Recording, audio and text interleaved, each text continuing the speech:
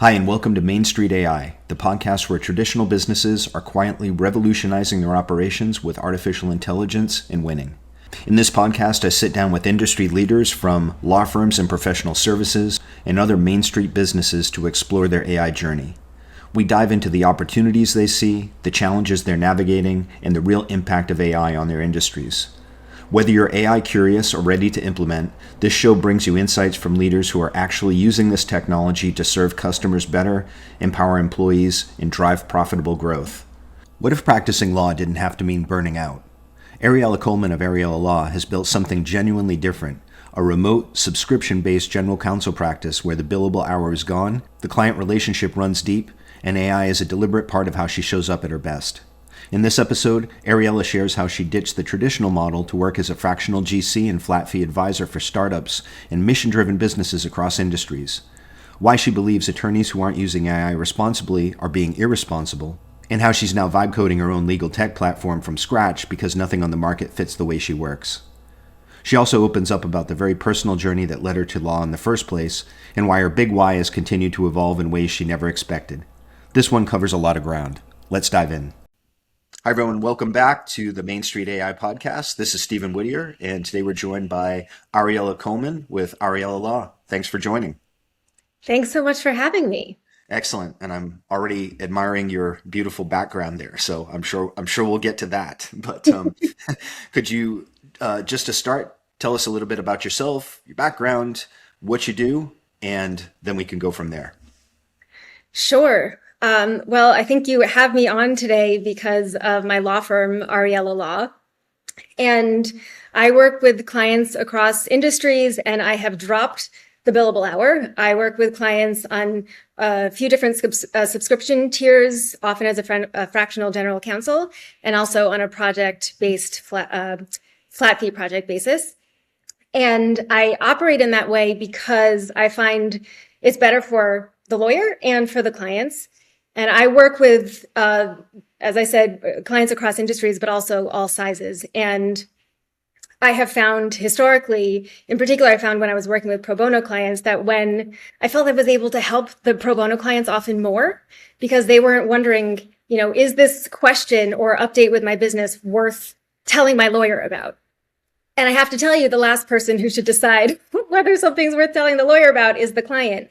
And so with this structure, I get to really become integrated with my clients, their teams, really understand what their ultimate goals are. Because often, a client will come in and say, this is what I want to do, and this is how I want to do it. And when I dig in deeper, that may be the case, but often sometimes their approach is legal and sometimes it's not. We have to work around that. But sometimes they have an ultimate vision in mind, and the way to get there is completely different than what they'd anticipated. And when I can really get to know them and what drives them, we can work together to really shape their goals.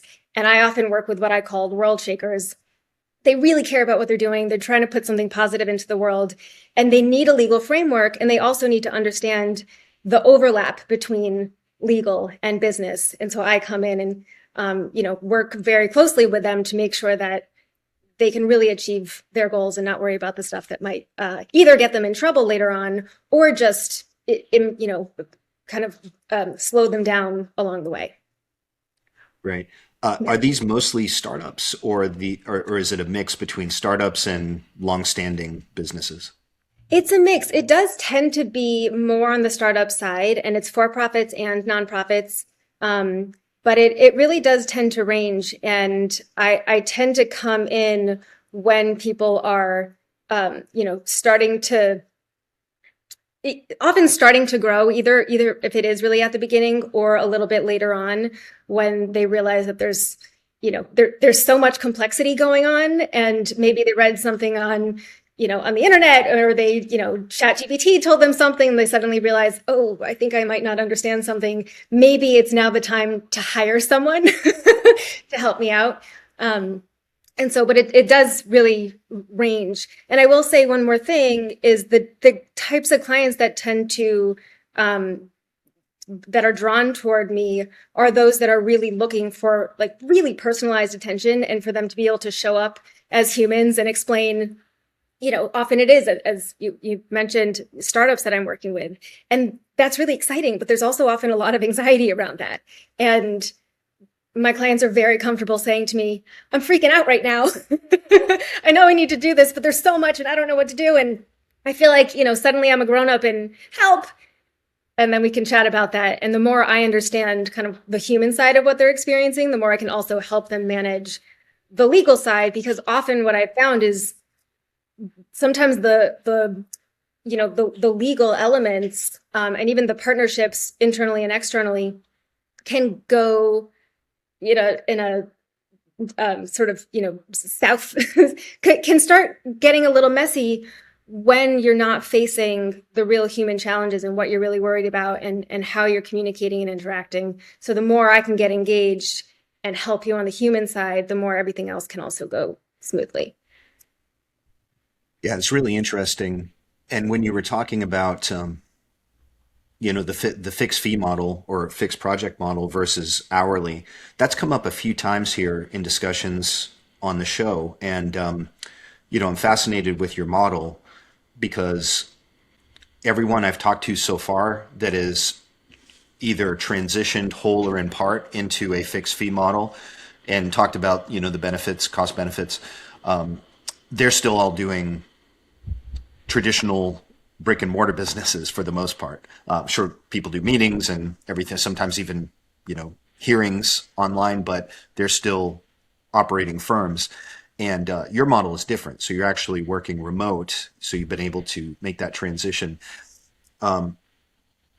What does that necessitate you to have to take on more volume, or are you finding that, just the flexibility offsetting the overhead makes up for that?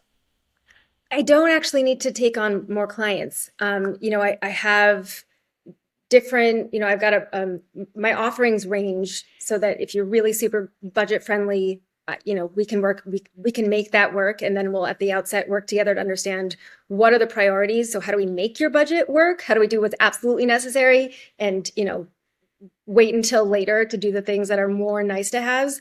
And then my fractional GC or larger clients, there's less of a budget constraint. And so on my end, it ends up being more like a salary, and they get the peace of mind of, okay, I've got someone, I can email them anytime, I can call them when I need something. And clients will pay more for that so that they can sleep better. And it allows for me to plan better, because especially with the subscription clients, I actually know what's coming in month to month, as opposed to if you're just doing the billable hour approach, you have no idea and things change every month, and you can't plan. And having the different tiers for the subscription approach and having these project based flat fees, it really brings together a nice bunch of offerings that actually allow me to make more money this way than I was with, the more standard models. And I've heard that from a number of my clients as well, who have different forms of doing these alternative, fee models. I've got colleagues who work on more of a point system, like what software engineers are more accustomed to. And they actually are on my podcast, the Wellness Esquire, which we can also get into. And they talk about, they make more money this way. It takes time to figure out how to do it because we've been trained to do it differently. But if you just decide, I'm done doing it the old way with what, many of us view as the broken traditional model, and you decide you're going to invest the time and energy into figuring out how to make this, alternative approach work for you, it's so much better. It's so much better. I've never spoken to anyone who does it this way and regrets it and wants to go back. Yes. It does seem to be where there's a trend that may not be the mainstream yet, but there's a growing trend from what I've observed. And I think, again, that's true even of people that aren't remote like yourself, that are, doing more traditional. I think litigation tends to be the exception because of all the intricacies of how that can play out. But for so many different forms of legal services, this seems to be the way things are going. What would you say that people who aren't familiar, who aren't in the legal industry, what do they most maybe misunderstand or underestimate about what it is that you do? Like things that you wish your clients would know before they even come to you. Maybe they find out too late.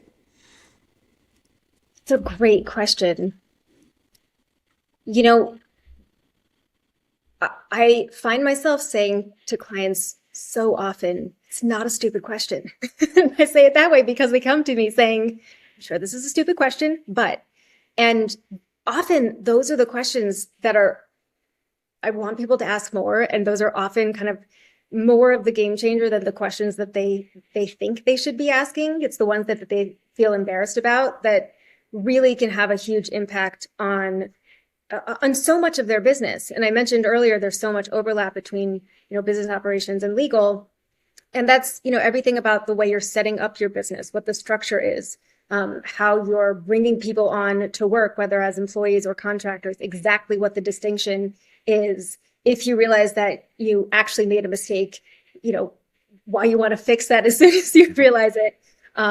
If you're not really sure how to approach that. And even, I have clients who, worry about getting everything done absolutely perfectly and making sure it's all done in the right order. Everything from, prior to any entity coming into existence, all the way up to, operating in a substantial way. And clients often get panicked of, oh God, I haven't, they come to me and they're freaking out of, I was told I had to do this and I didn't, and I already am making all this money, but I don't even have an LLC yet. And is that okay? And what do I do? And what I'll say is, look, there's the optimal way to do things. And then there's the realistic way that most businesses actually do things. And, you want to understand what you're supposed to do, but there are very few mistakes that can't be addressed pretty easily. And so understanding that, you can fix pretty much anything, it might be a little bit annoying and it might cost you a bit, but that's okay. And, another thing is I talk to clients a lot about how to make their contracts really work for them, because often clients have a contract, I drafted it, someone else drafted it, they're working from it, everybody signs, and then they forget about it. And that's often how it works. And sometimes that's okay. But when you can, and often, you put the contract away and you only look at it if something really goes wrong. But if you can carve out, different elements of your contract to really get a good handle on what the businesses are, what's involved, what's expected, how you're anticipating communications to go. You don't want to be so rigid that you don't have room to evolve, but you also don't want to be so lax that no one knows what to expect. And then you want to be able to really live with your contract and be able to maybe even look back at it periodically and say, what did we agree to? Because I'm starting to get annoyed with my business, that vendor. And they're doing this way, and I wish they wouldn't, and can't believe they're doing that. And often they don't look back at the contract to see, what did we agree to? Are we now actually so far beyond scope that we should do an amendment?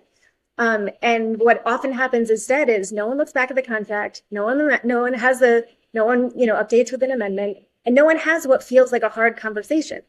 So the relationship grows sour.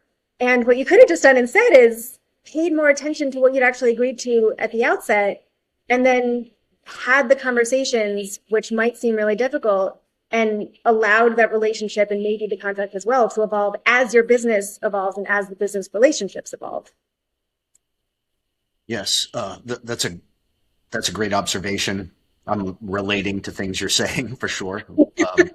And then also the first thing you said about no stupid questions and actually asking those questions, often being the most useful ones, that will go back to your billing model, where now you allow for a more consultative approach so people aren't self-filtering all their potential questions. Just say, I'm not going to ask this. I'm going to save it for this question. So yeah. Absolutely. And sometimes the questions that they worry are stupid are things that we've talked about before. I mean, for example, I had a client recently, we had talked about, sort of the approach for terminating an employee. Mm-hmm. And, and in general, what to put in writing in that context, but also in other contexts. You have a verbal agreement. Well, should also just address it in writing, put it in an email, acknowledge that, hey, we talked about this, just confirming. And so, often we'll talk about something, but then they'll follow up and say, hey, stupid question. Should I also do that for this context? And often the answer is yes, but often the answer is actually great question, not in this context. Mm-hmm. Nothing is an absolute. There's, a pretty good rule to go by. And then there's, it's the lawyer's, kind of stereotypical way of answering is it depends. And unfortunately, it really just may depend. So ask all of the questions. That's great advice. So I'll swing over to talking about AI. So our kind of overarching theme here. What sort of trends are you seeing in the industry? Are you using it? How are you using it? Anything like that? I am definitely using it. I believe at this point that lawyers and law firms that are not incorporating responsible use of AI are being irresponsible. And I really focus on the words, responsible. You can't just say, hey, we're going to do it and start tomorrow and go. There's a lot that goes into deciding what are you going to use, how you're going to use it, and training people to really understand its limitations and understanding that AI is a tool like anything else. It does not replace attorneys. It does not replace the need to think. In many cases, it can be used, the way you'd engage with just talking to another lawyer or someone else in your office just to brainstorm with. And that can be a great use, but you wouldn't go and talk to a colleague and say, well, they thought it through for me. I'm done thinking now. You use it as, right? So I also think about AI in terms of optimizing performance. And actually, my reason for thinking at this point it's irresponsible to not use it, and of course to do so irresponsibly, is because, we're a service-oriented business. That's what law is. And our clients are expecting a lot from us. And we're also expecting a lot from us. There's a lot to do. It's very complex. It's very time-consuming. And so we have a responsibility to do the work in the most efficient and effective way that we can. That means necessarily incorporating whatever tools and systems and processes we can to do our jobs better, to do better work. And also part of that is understanding the toll that the work that we do can take on our own, mental well-being or energy or bandwidth, and understanding that when we're completely out of bandwidth, we're not going to do a good job. So using these sorts of tools to help us do that first round of review or, whatever it is, help us assess what we're looking for. It's kind of like using, having an associate help with the first round of certain edits or whatever it may be. It's just about tools. And so I really think a lot about how do I incorporate AI and other technology into my process so that I can show up as well as I can for myself and my clients instead of working in the most inefficient way possible without the tools and systems to support me. So, yes. Go ahead. Oh, no, I was just going to say, and it becomes even more critical because one of the pushbacks I've encountered a couple times is for people that are primarily still hourly, is they're actually concerned from a revenue model perspective that the efficiency will work against their billing. But again, as you're saying, like as you're moving more towards a fixed fee model, then it would make perfect sense that the more efficient you can be, you've already passed on a certain level of efficiency towards your clients in just how you provide the services. Now you get that return for yourself in terms of profitability on the back end, because the more efficient you are, the more profitable you are. It makes perfect sense. Yes. And you had asked earlier, do I need more clients to manage the non-billable approach?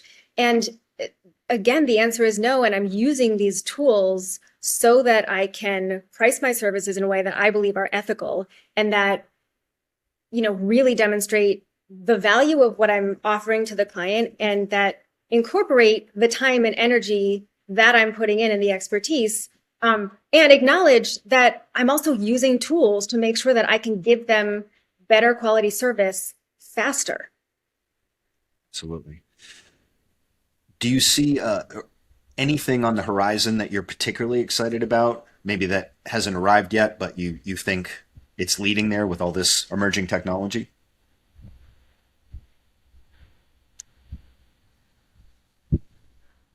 I hope there's a lot coming that I don't know about. I say that because No, a lot of, what's that? I can also frame it in a different way because I've Go asked this ahead. question this way before. Well, If you were okay. if you were to fast forward, say 5 years, what do you think will look maybe the same in the legal industry versus what you think might look completely different because of this? So I was being a little facetious when I said I hope there's a lot more coming. I think what's out there is a good start, but Mhm. again, these are tools. They're not perfect. They're not going to be perfect, and so we have to also keep that in mind.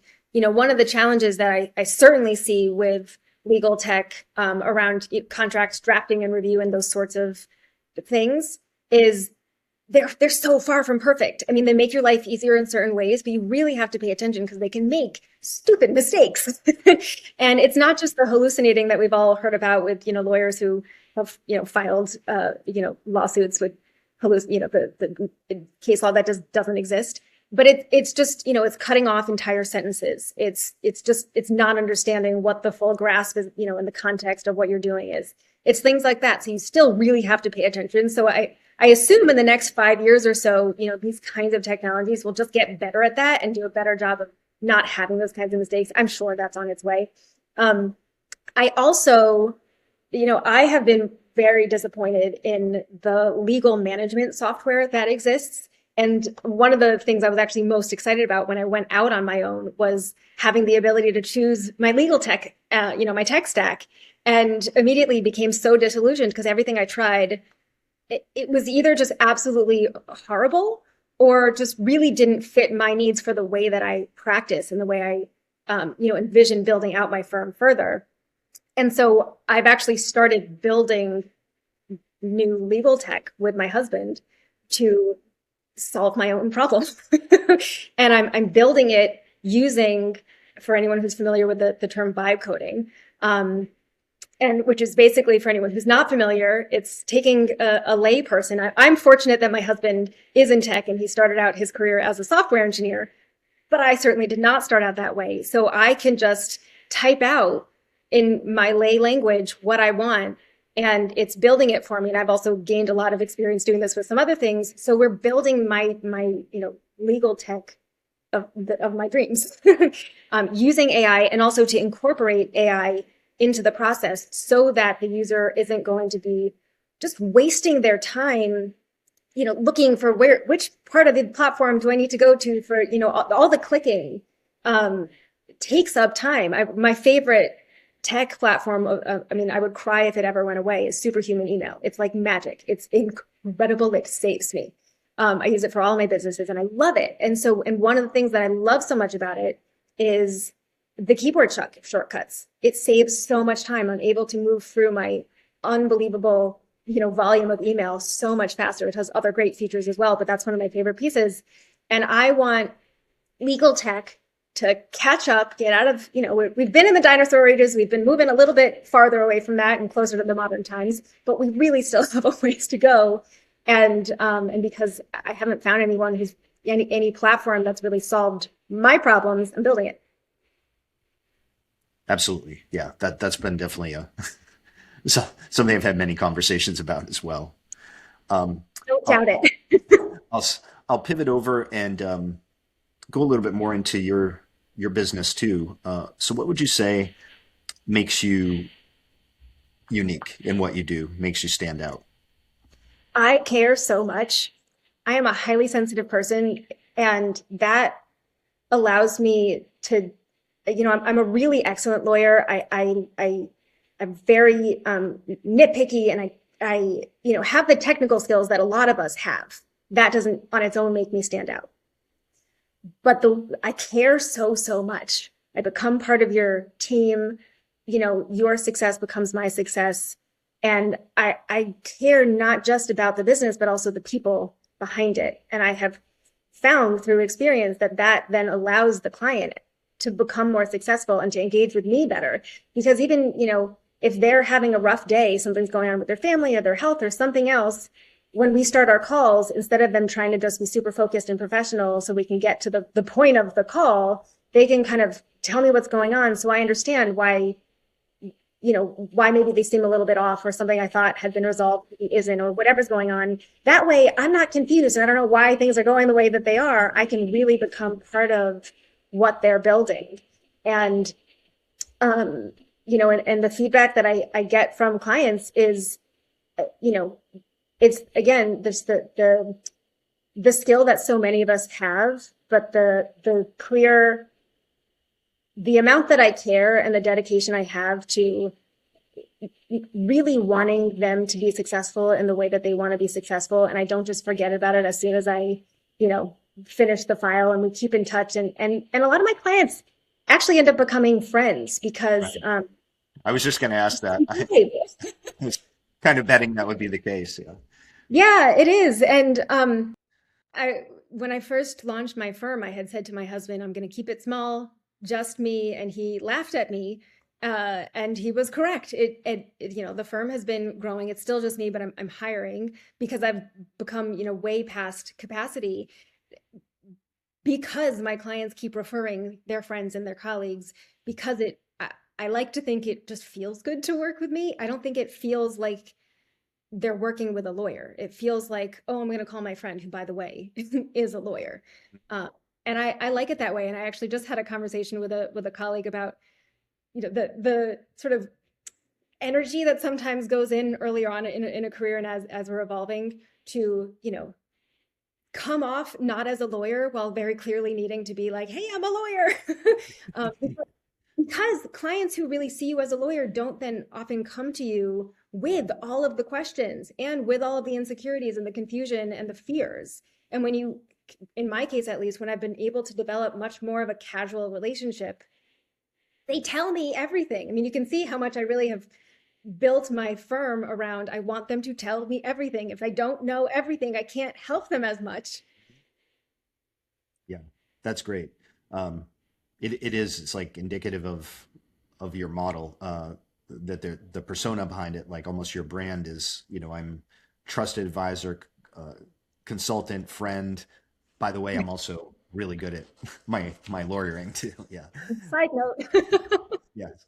Um, and then in terms of growth, um, where are you at right now, and where are you looking to get to in the next 12 months or so?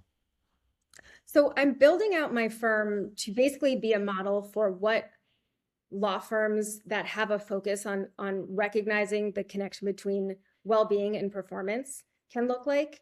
I have another business I mentioned called the Wellness Esquire, which is aimed at transforming the legal industry to be one that operates on the foundation of, understanding that there is a really critical connection between well-being and how you perform sustainably over time. And so my law firm is, I'm building it to, as I said, be a model of what that can look like. And I'm building it out in such a way so that lawyers who, really love what they do and they're really good at what they do, but they just feel like their souls are being sucked dry, um, can have a place to go and work the amount that they want to work and make good money and feel good about the work that they're doing because they're working with nice, kind, smart, motivated, often mission-driven clients that help allow the lawyers to feel really good about what they're doing with their expertise and with their energy, and when they're spending time away from their families and their other parts of life. And so that's a big growing beyond myself right now. I'm working on just developing larger building out my staff, my team, so that we can really just, I want to, I don't have a size in mind. I want to become, as I said, this model of what we can be and make it really clear that like, this is an option. I'm doing it. It's working really well. It's successful and it feels good. And I want to bring everybody along. Yeah, that's really interesting. That sounds like a great compliment to what you built here to be able to show other people that path. If you could wave a hypothetical magic wand and fix one thing in the business right now, some sort of bottleneck or constraint, what would that be?